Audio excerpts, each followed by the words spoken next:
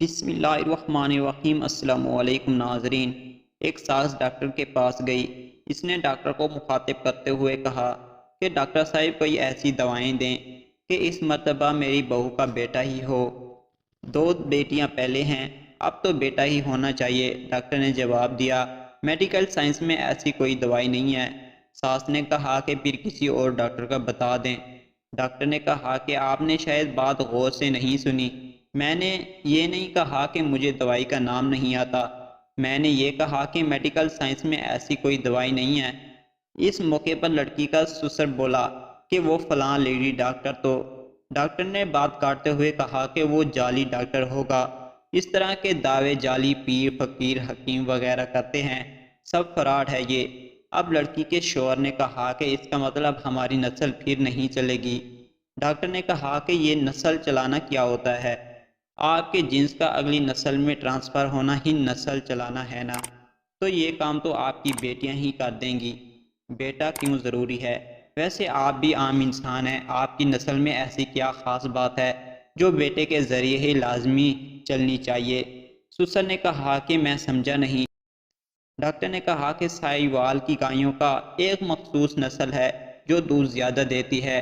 بالفرض اس نسل کی ایک گائے بچ جاتی ہے تو وہ پریشان ہونا چاہیے کہ اس سے آگے نسل نہ چلی تو زیادہ دودھ دینے والی گاہوں کا خاتمہ ہو جائے گا۔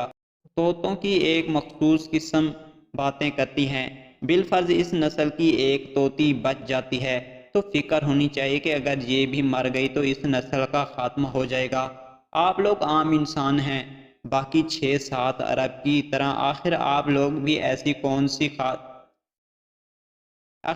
لوگوں میں ایسی کون سی خاص بات ہے؟ یہ بات سن کر سسر نے کہا کہ ڈاکٹر صاحب کوئی نام لینے والا بھی تو ہونا چاہیے۔